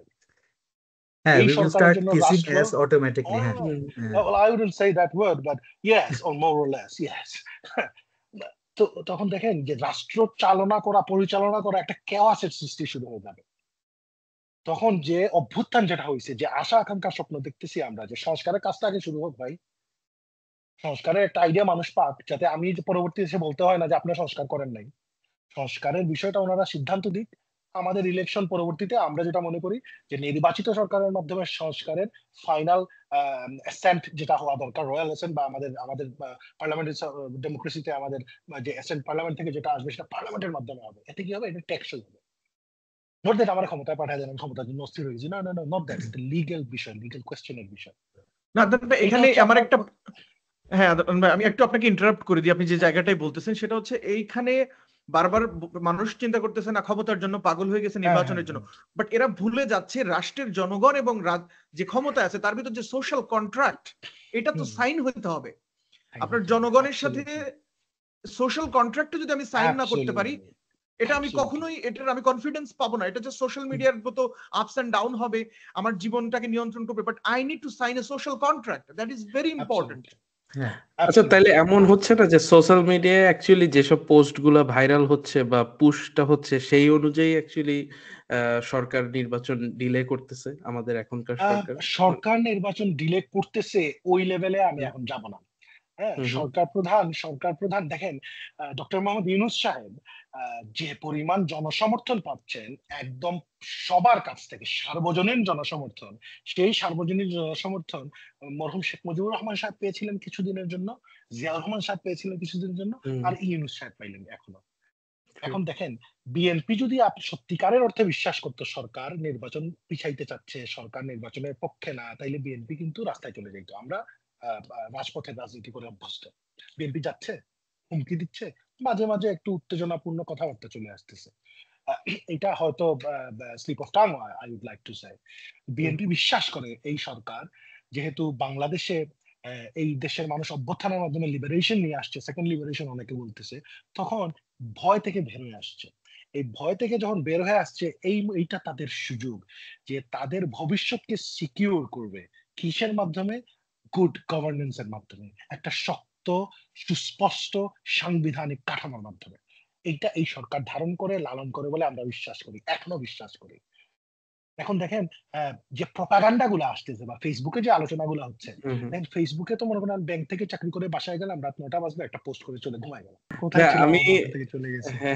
না, একটা কোশ্চেন করতে চাচ্ছিলাম, সেটা হলো ধরেন এই যে 2016-তে Cambridge Analytica biased ad campaign চালাইছে ফেসবুকে ম্যাসিভলি।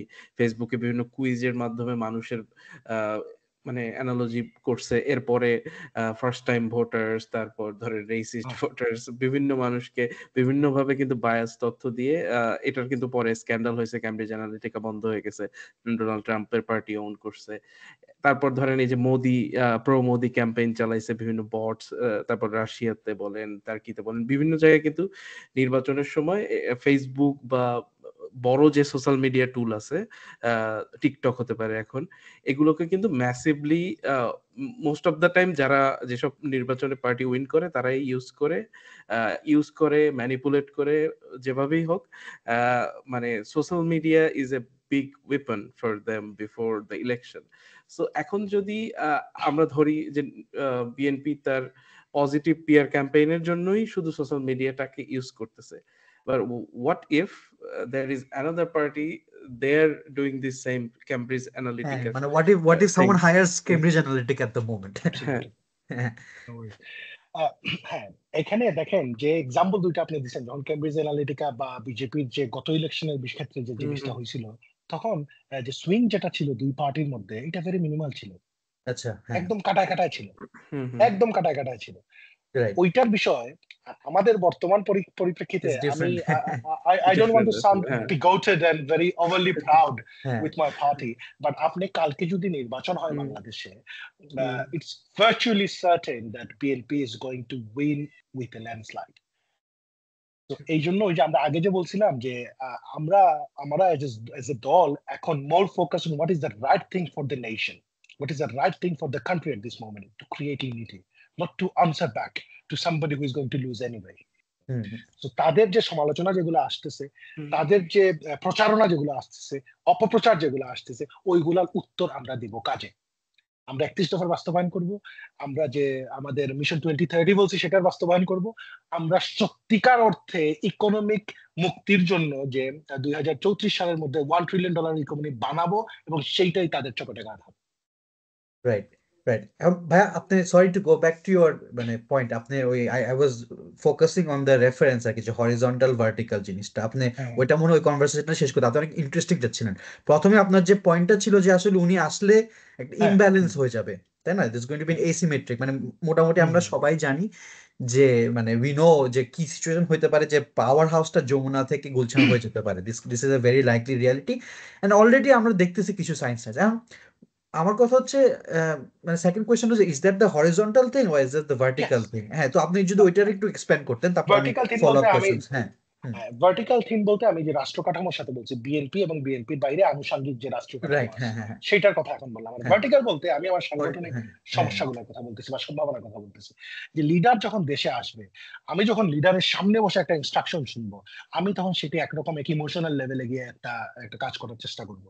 এটা একটা পজিটিভ সাইড আছে, কিন্তু এটার একটা ড্রব্যাকও আছে। দেখেন, লিডার যখন আমি গত ফেব্রুয়ারিতে ওনার সাথে আমার দেখা হয়, তখন উনি সকালে লন্ডন টাইম সকাল 7টায় উঠছেন এবং 5টায় আমাকে টাইম দিয়েছিলেন। এই পুরো সময়টা উনি একটা না একটা মিটিং করেছেন। কোনো সময় মিটিং করেছেন খুলনাতে, কখনো কুমিল্লাতে, কখনো ঢাকাতে, কখনো চিটাগাঙে করে আমার সাথে একটা হোটেলে উনি সময় দিয়েছিলেন, আমি গিয়ে দেখা করার সুযোগ পেয়েছিলাম। তো দেখেন, একই জায়গায় বসে একই দিনে পুরা বাংলাদেশের বিভিন্ন আনাচে কানাচে পথে প্রান্তরে উনি ওনার যে সাংগঠনিক কার্যক্রম সেটা পরিচালনা করতে পেরেছেন। আজকে যদি উনি বাংলাদেশে ফেরত আসেন এজ এ ফিজিক্যালি, তখন যে জিনিসটা হবে, ঢাকা থেকে যদি চিটাগাঙে গিয়ে কোনো সমাবেশ করতে হয়, যাওয়ার পথে আপনি কুমিল্লাতে সমাবেশ করতে হবে, নোয়াখালীতে পথসভা করতে হবে, ফেনীতে দাঁড়াইতে হবে। আপনার এইরকম দাঁড়ায় দাঁড়ায় দাঁড়ায় দাঁড়ায় যাওয়ার একটা জিনিস আপনি চিন্তা করে দেখেন, এটা ফিজিক্যালি গিয়ে একটা কি ধরনের একটা সমস্যার সৃষ্টি হবে। 2 নাম্বার যেটা হচ্ছে, আমার ধারণা অর্গানাইজেশনের একটা কেওয়াসের সৃষ্টি হবে। বর্তমানে একটা স্ট্যাটাস কোর মাধ্যমে ওনাদের আমাদের হেড মানে আমরা মনে করি আমার টপ লিডারের অফিস একটা সিস্টেমেটিক কাঠামোটা চলতেছে।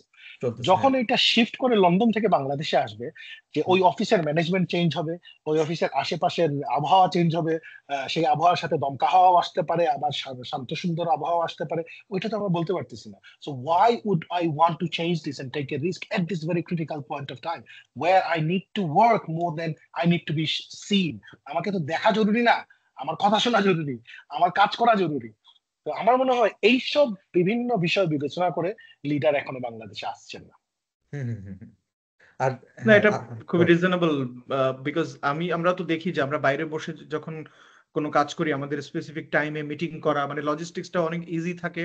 এবং তারেক রহমানের মতো নেতা যদি এখন দেশে যায়, সেটার যে একটা ইম্প্যাক্ট আছে, এই যে রোডে ঘাটে আপনি যেটা বললেন, এটা আলটিমেটলি ইভেন সাবেক প্রধানমন্ত্রী আপনাদের পার্টির যে চেয়ারপারসন বেগম খালেদা জিয়া, উনি কিন্তু বিদেশে যাওয়ার দিনে একটা জ্যাম তৈরি হয়েছিল, বা বিভিন্ন বিএনপির নেতাকর্মী যে জেল থেকে বেরোচ্ছে, এদেরকে যে রিসিভ করতে যাওয়ার যে জ্যাম তৈরি হচ্ছে ঢাকা শহরে, এটা এটা তো হওয়া উচিত না, কিন্তু বিএনপির যে পলিটিক্যাল স্ট্রাকচার এটা হতে অনেক সময় হচ্ছে, এটাকেই আবার ডিফারেন্ট ন্যারেটিভে নেওয়া হচ্ছে যে এটার কারণে কিন্তু জন দুর্ভোগ সৃষ্টি হচ্ছে। সো অফকোর্স এই জায়গা থেকে আমি বলবো যে it's a right decision, but at some point he has to come back, এটা তো উইদাউট এনি ডাউট পলিটিক্যাল রিজনের জন্য। হ্যাঁ Shafi, we wanted to follow up some question.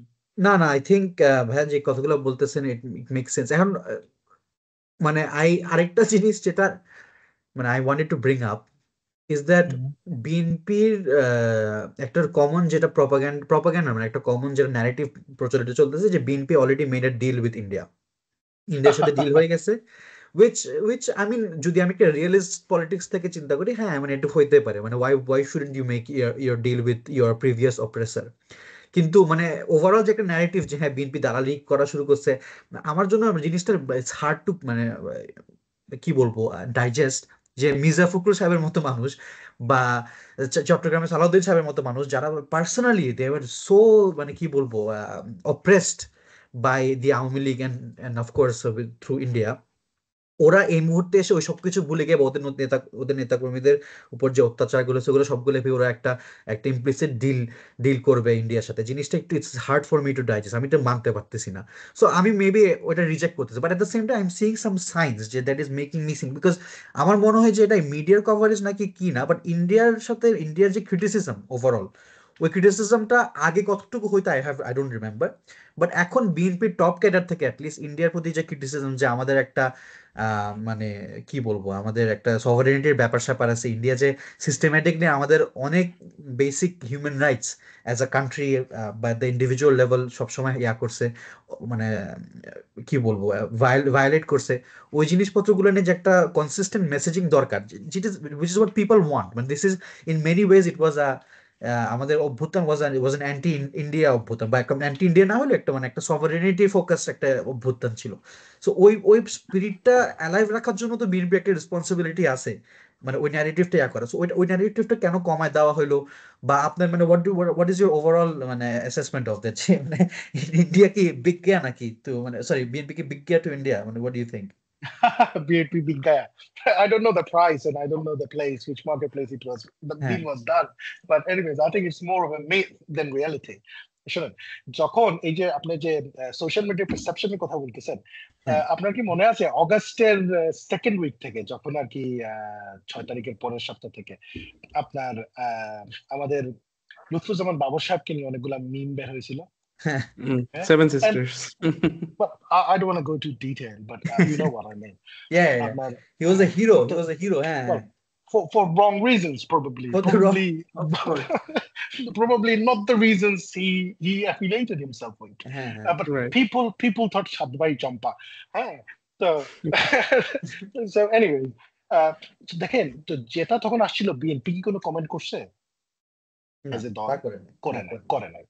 তো যখন মানে ইন্ডিয়ার সাথে ইন্ডিয়ার বিরুদ্ধে যে সবচেয়ে শক্তিশালী দল হিসেবে বিএনপি কে ভূমিকা রাখা হয়েছে বলতেছিল, আমাদের লিডারেরও একটা ক্লিপ বের করে দিছিল এনটিভির একটা ইন্টারভিউর সাথে, একটা আউট অফ দ্য কনটেক্সট বের করে নিয়ে দেওয়া হয়েছিল, এটা নিয়ে প্রচারণা হয়েছে। তখন কি বিএনপি কোনো কমেন্ট করছে যে না ইয়াং ছেলে পেলে মিম বানাচ্ছে, তারা করতেছে, তারা করুক, এটা this fun, it's not politics, it's beyond politics, right? BNP দেখেন এই যে এখন আবার বলতেছে যে বিএনপি তো বিজ্ঞায়া, তো ভাই কই বিএনপি কি কোনো স্টেটমেন্ট করছে? বিএনপির কি কোনো প্রতিনিধি দল ইন্ডিয়াতে গেছেন? বিএনপি কি কোনো স্টেটমেন্ট ডিক্লেয়ার করছে, বা কোনো ইন্ডিয়ার কোনো মন্ত্রী বা কোনো উচ্চপদস্থ কর্মচারীদের সাথে বসে কথাবার্তা হয়েছে, এরকম কোনো ছবি টবি প্রকাশ হয়েছে? আজকে বিকাল থেকে একটা জিনিস ফেসবুকে বা বিভিন্ন সোশ্যাল মিডিয়ায় দেখতেছি যে রয়ের অফিস থেকে এসে রাজনীতি চলবে না, সাথে সাথে নিচে জুলকারনাইন সাহেব একটা ছবি পোস্ট করে দিলেন যে আসলে আমাদের লোক যায় নাই, আরেক লোক গেছে, ওনাদের লোকই একটা মিটিং করে চলে আসছে। তো দেখেন আমাদের তো কোনো ছবি টবি এখানে নাই। তো এইসব বিষয় নিয়ে বিএনপি নীরবতা অবস্থানে আছে, যে এইসব কমেন্টে লোকজনের কি হাইপ, এগুলো হাইপ হিসেবেই মনে করছে। নাও ফ্রম ডিপ্লোম্যাটিক পার্সপেক্টিভ, বিএনপির পররাষ্ট্রনীতির পার্সপেক্টিভ থেকে আমরা কি ভাবছি, আমি সেই দিক থেকে বলতে পারবো যে বিএনপি বরাবর বলে আসতেছে আমাদের বিদেশে কোনো দুশ্মনও নাই, আমাদের কোনো প্রভুও নাই, আমাদের আছে কি, আমাদের আছে বন্ধু। আমার দেশের স্বার্থের সাথে যখন আপনার স্বার্থে অ্যালাইন্ড হবে, we are friends. And if it's not, we'll look for somewhere else. We are not going to poke into you. বাস্তবতা দেখেন, ইন্ডিয়ার সাথে আমাদের সংঘাতে জড়ানো নট রিয়ালিস্টিক, না তা তো অবশ্যই not pragmatic, not prudent, none of it. ইন্ডিয়ার সাথে আমাদের যদি কোনো জিনিস আমদানির ক্ষেত্রে ইন্ডিয়া যদি আমাদের রাষ্ট্রীয় স্বার্থ নেগলেক্ট করে, তখন আমরা ভিয়েতনামে যাব, আমরা পাকিস্তানে যাব, আমরা ইন্দোনেশিয়াতে যাব। কিন্তু এর মানে এই না ইন্ডিয়াকে আমি শত্রু ঘোষণা করতে হবে। তো BNP I think is taken a very diplomatic and political stand at this stage, যে রাষ্ট্র পরিচালনা করার ক্ষেত্রে আমার যদি কোনো স্বার্থ থাকে, বাংলাদেশের যদি কোনো স্বার্থ থাকে, বাংলাদেশপন্থী যে কোনো জিনিস অ্যাচিভ করতে হইলে আমরা ইন্ডিয়ার সাথে কাজ করতে রাজি আছি। কিন্তু বাংলাদেশের বিরুদ্ধে কোনো শক্তিকে আমার স্বার্থ জলাঞ্জলি দিয়ে আপনাকে স্বার্থকে দিয়ে দিবে, বাংলাদেশের উপর যে রাস্তা বানায় দিয়ে দিবে, এইসব বিষয়ে বিএনপি নাই, তখনও ছিল না, এখনো নাই, আগামীতেও থাকবে। রাইট, ওকে ভাই আমি একটা জিনিস ওয়ান্ডার করি। সো ধরেন এই যে গত টার্মে যখন আওয়ামী লীগ ছিল তখন তারা বিভিন্ন ধরনের এক্সটর্শন করছে, আয়না ঘরে নিছে, মানুষকে অত্যাচার করছে এবং মোস্ট অফ দ্য টাইম একজন বিএনপি নেতা বা নেতাকর্মী সেখানে ভিকটিম ছিল। সো আমি ধরে নিলাম যে most of the BNP activist এবং যারা আছেন তারা এরকম প্রতিহিংসা পরায়ণ না।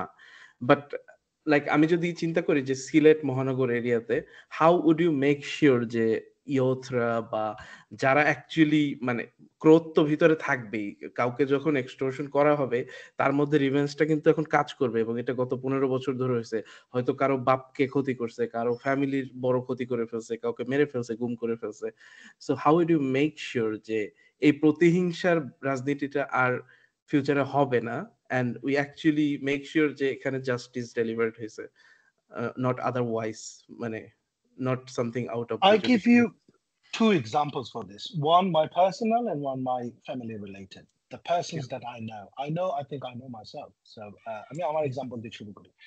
তৎকালীন সময়ে আমার বাবা বিএনপির বোধহয় ভাইস চেয়ারম্যান পদমর্যাদায় উপদেষ্টা ছিলেন, ম্যাডাম উপদেষ্টা ছিলেন, আমাদের চেয়ারপারসন উপদেষ্টা কাউন্সিলের সদস্য ছিলেন এবং সিলেট মহানগরীর সভাপতি ছিলেন। এটা আমি 2011-র দিকে কথা বলতেছি।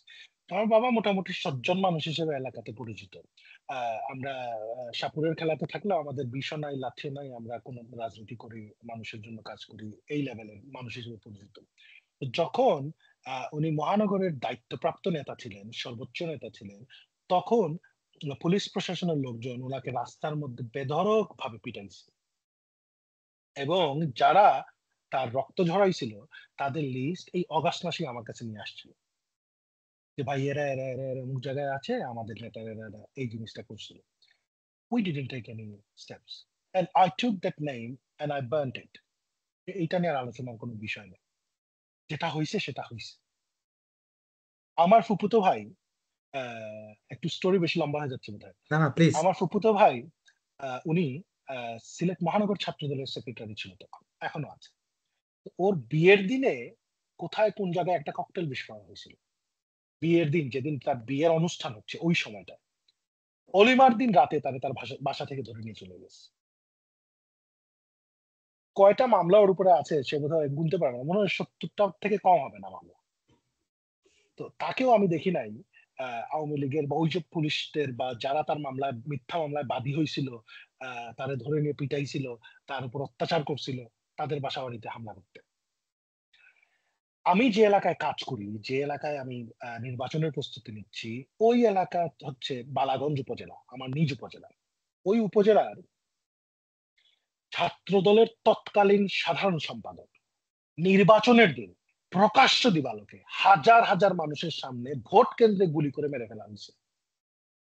তার ভাই আমার এই উপজেলার ভাইস প্রেসিডেন্ট দলের সিনিয়র ভাইস প্রেসিডেন্ট, ওই এলাকার চেয়ারম্যান, উনি তো ওদেরকে বাড়িতে আক্রমণ করে নাই। এখন দেখেন হাতের 5 আঙ্গুল সমান হবে না। আমার যে এক্সাম্পল, আমরা সিলেটের মানুষজন এমনি একটু নরম চরম মানুষ, আমরা তেমন একটু উত্তেজনা দেখাইতে পারি না, হয়তো অন্যান্য এলাকায় হবে বা সিলেটে 2-1টা বিক্ষিপ্ত ঘটনা ঘটতে পারে। তো এখন যদি আপনারা প্রশ্ন করেন ভাই কেন আপনারা করেন নাই, আমার উপজেলায় আওয়ামী লীগের বিরুদ্ধে কোনো অন্যায় মামলা হয় নাই।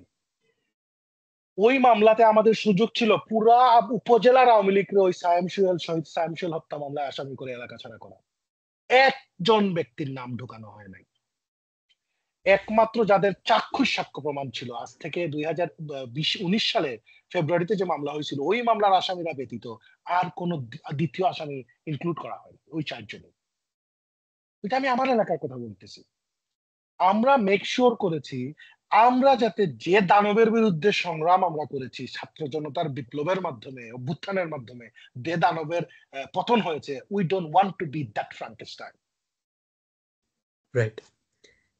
We believe in justice and the legal system of this country and the legal and judicial reforms that have been taking place in this country. We have full belief in this.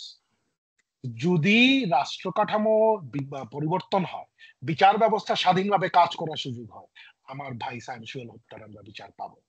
Of course. Okay.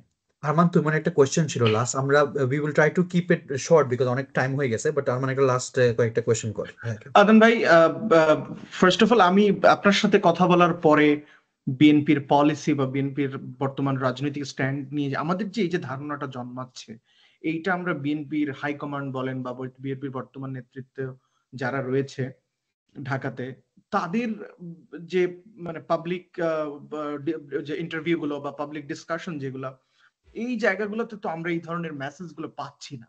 এখন সাংগঠনিক ভাবে যেহেতু আপনি একটা দলের মহানগরের সহসভাপতি, আপনাদের সাংগঠনিক আলাপ আলোচনাও হয়, এই যে বিএনপি কি করতে চায় বা আগামী জাতীয় ঐক্যের একটা বাংলাদেশ যে গড়তে চায়, এই মেসেজ গুলা পৌঁছাতে কেন পারতেছে না বলে আপনি মনে করেন? অথবা যে আমার মানে কেন পারতেছে না আমি এটা বলবো না, মানে we are not getting the same message from আপনাদের আপার লিডারশিপদের ভিতরে। এখন আপনি আমাদের এই প্রজন্মের নেতা, আপনাদেরকে আমরা আপনাদের মতো মানুষকে আমরা আমাদের মতো মনে করি যে আপনারা আমাদের নেতা, আমাদের নেতৃত্ব, মানে আমাদের প্রতিফলন আপনারা, আমরা যেভাবে রাষ্ট্র দেখতে চাই।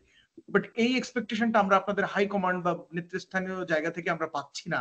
তো এই জায়গাটাতে সাংগঠনিক যে রিশাফলের ব্যাপার, বা আমি বলবো যে সাংগঠনিক ভাবে যে বিএনপিকে নতুন একটা স্টাইল ধারণ করা, এই নতুন প্রজন্মে নতুন পৃথিবীতে, পৃথিবী আপনি you know the world itself is at cross road. সারা পৃথিবীতে অর্থনৈতিক বা যুদ্ধ বা সিকিউরিটি বিভিন্ন ইস্যুতে পৃথিবী এখন একটা ক্রস রোডে দাঁড়ায় আছে। তো এই জায়গায় বিএনপি রিজিওনাল পলিটিক্স বলেন, জাতীয় ঐক্যের রাজনীতি বলেন, জনগণের আকাঙ্ক্ষা পূরণের জন্য বিএনপির দলীয় যে সাংগঠনিক ব্যাপারগুলো, এইখানে কি কোনো পরিবর্তন আসা জরুরি বলে আপনি মনে করেন?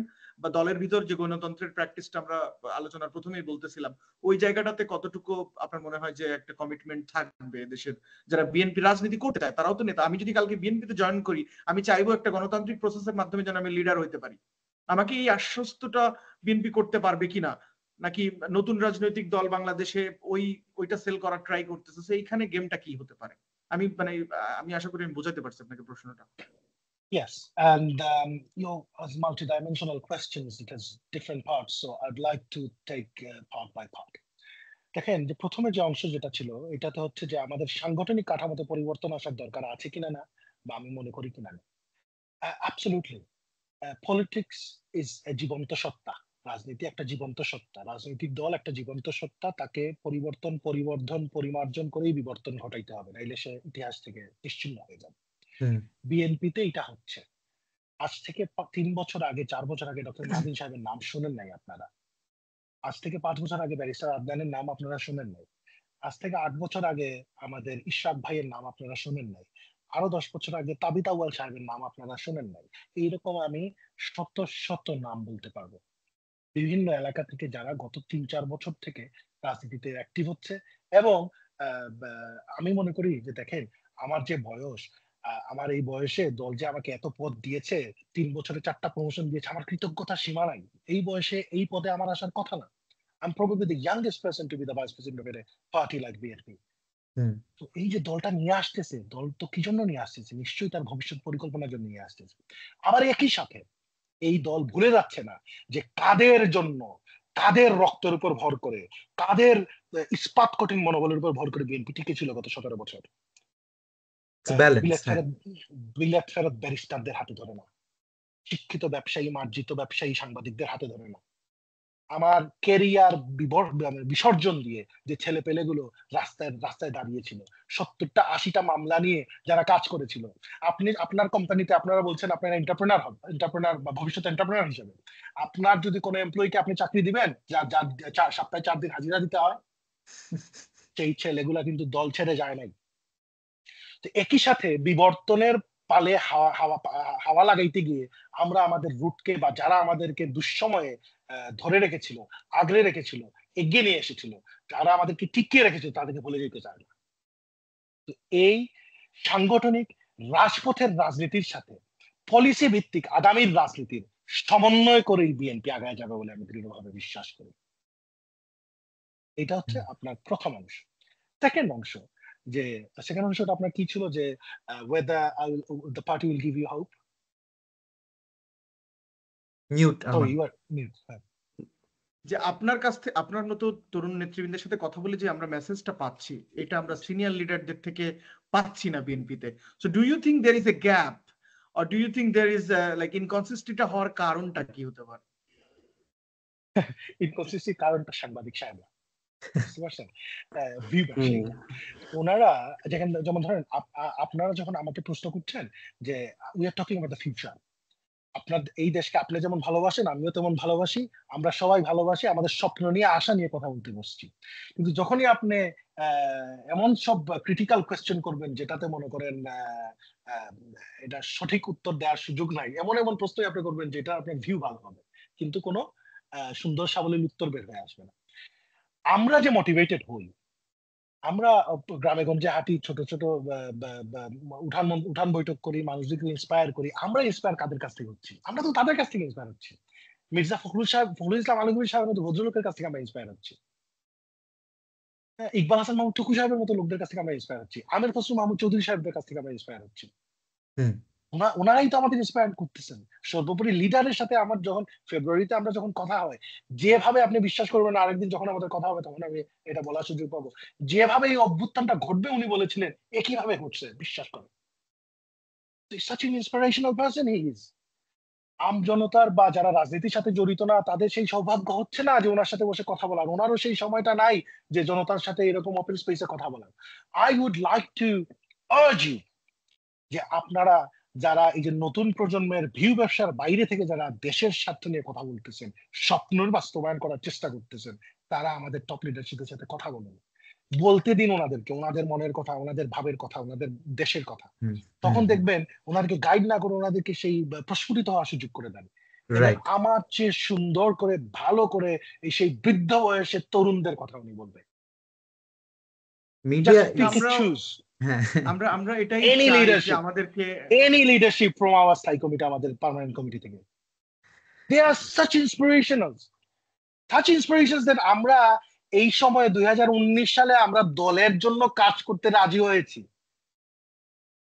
বিকজ তারা আমাদের স্বপ্ন দেখাইছে যে বাবার এই দেশটা এরকম থাকবে না। এবং আমি বিশ্বাস করি আদনান ভাই, শুধু আপনারা দলের লোক ছাড়াও আমি মনে করি বাংলাদেশের হাজার লক্ষ লক্ষ তরুণ তারা নতুন একটা স্টাইলে বিএনপি কে দেখতেও চায়, যে মানে একটা আশাবাদী যে আমরা let's build the country together. Because Tarique রহমানের ওই বিগত দিনগুলোর যে সাংগঠনিক দক্ষতা, সেটা কিন্তু আমি বলবো যে বিএনপি কে তখন থেকে একটা ফাউন্ডেশন কিন্তু বিএনপি কে তার হাত ধরেই বিএনপি আসছে।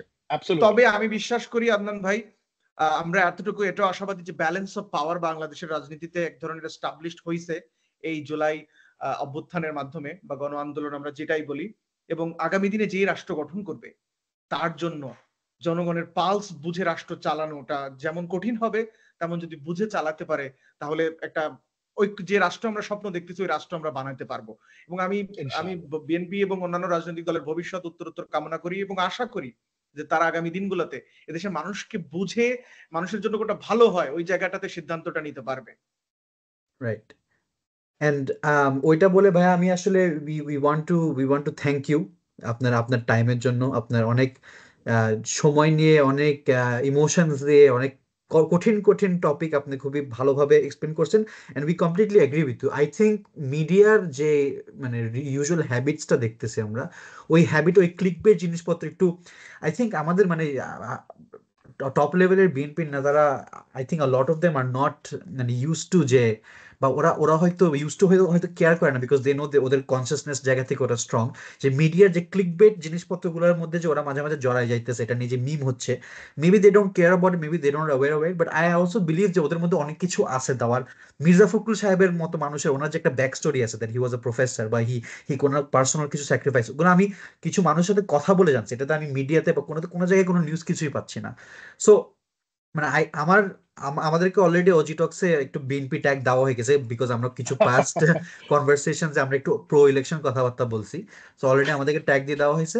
বাট আই থিঙ্ক ওইটাতে আমরা রেজিস্ট করতেছি because we want all people, especially from BNP, to have a platform to explain these things, because আমাদের কারেন্ট যে টক শো, কারেন্ট যে মিডিয়ার যে স্পেসটা, ওটা তো ওই স্পেসটা আসতেছে না।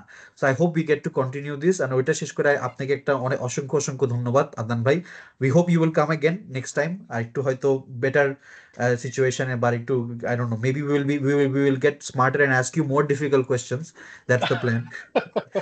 না, আপনাদের মতো মানুষকে আমরা চাই যে আমরা দেশের মানুষের জন্য আপনারাই যদি কথা বলেন জায়গা মতো, যে তাহলে আমরা we can actually hope for a better country. কারণ আমি মানে এখানে আমি একটু বায়াসড ভাই, আপনিও বাইরে ছিলেন, আমরা বাইরে আছি, মানে we have seen a different perspective of life, to be honest. এখানে আপনি বুঝতে পারবেন যে পৃথিবীতে মানে পৃথিবীর রাজনীতি কিভাবে চলে, আমরা কোথায়, আমাদের কেন সমস্যাটা হচ্ছে, বা আমাদের জাতিগত সমস্যা থাকলেও আমি সবসময় শাফিয়ার উদয়কে বলছি ভাইয়া যে আমাদের একটা সামাজিক বিপ্লব খুব দরকার ছিল, রাজনৈতিক বিপ্লব।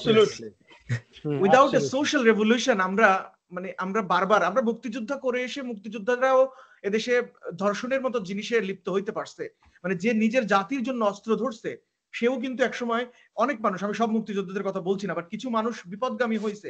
এই বিপ্লবেরও কিছু মানুষ বিপদগামী হবে এবং হওয়া শুরু করেছে, যে বৈষম্য বিরোধী নাম ছিল বা যে গণতন্ত্রের জন্য। আজকে আমি প্রশ্ন করতে চাই, যে মানুষগুলো রাস্তায় নেমেছিল ওরা ভালো ছিল এক ধরনের, কিন্তু they wanted to express their opinion, they wanted to vote. তারা একটা সোশ্যাল কন্ট্রাক্টে সাইন করার যে যে কষ্ট, যে করতে না পারার যে অনুভূতি, সেটার জন্য তারা রাস্তায় নেমেছিল লক্ষ লক্ষ মানুষ। তুমি বলতে পারো না যে 2000 মানুষ জীবন দিয়েছে ভোট দেওয়ার জন্য না। ইয়েস, 2000 মানুষ জীবন দিয়েছে ভোট দেওয়ার জন্যই। এক্সাক্ট দ্য সেম রিজন ওরা মাঠে নামছিল ওদের মত প্রকাশের অধিকারের জন্য, ওদের এই ভোটের অধিকারকে নিশ্চিত করার জন্য। সুতরাং এটা বারবার বলে কোনো লুকোচুরি করা যাবে না। The election has to happen, এবং বাংলাদেশের মানুষকেই সিদ্ধান্ত নিতে দিতে হবে যে এটা আমরা দরকার, আমরা আবার বিপ্লব করব, আমরা আবার ভেঙে আবার গড়তে হবে। রাষ্ট্রের সোশ্যাল বিপ্লব একসময় আসবে এবং আমরা ওইখান থেকে আবার আমরা দাঁড়াবো হয়তো এক সময়, কিন্তু কেউ প্রোক্রাস্টিনেশন করতে পারবে না, এটাকে বন্ধ করতে হবে। সেটাই। তো ভাইয়া, do you have any last words for our viewers বা আমাদের জন্য? I don't want to call these last words, because I want to talk to you again and again, and I want to learn from you. I want to learn your opinion, your hopes, your dreams, and your concerns and criticisms as well. আমরা যারা নতুন প্রজন্মের রাজনীতিতে আসছি, দেখেন আমরা প্রশ্ন ভালোবাসি, আমরা ক্ষমতার দিকে আঙ্গুল তুলে ধরতে ভালোবাসি। আমরা ধরেছি যখন বিএনপি ক্ষমতায় যাবে, আমরা আশা করব বিএনপির দিকে, আমাদের দিকে, তখন আমরা যাতে সুবিধাবঞ্চিত, সুবিধাভোগী না হই, আমরা যাতে তাদের লোক থাকি, আমরা ক্ষমতায় যাওয়ার সাথে সাথে যাতে ওরা এবং আমরা একটা ডিভিশন না চলে আসে। আমরা জনগণের সাথে থাকতে চাই, জনগণের কাতারে থাকতে চাই। তো বিএনপির অতীত যে প্রপাগান্ডার জন্য আপনারা আমাদেরকে অন্য দলের মনে করিলেন না। ইয়াং ভাই যারা এই অজিটক্সের আজকের এই আলোচনাটা শুনেছেন বা দেখেছেন, আপনারা আমাদের সাথে আসেন, আমাদের সাথে কথা বলেন, দেখেন আমরা আপনাদের স্বপ্নের এবং আশার প্রতিফলন ঘটাইতে পারি কিনা। না, আলোচনার মাধ্যমে, কথার মাধ্যমে, this is how a society evolves.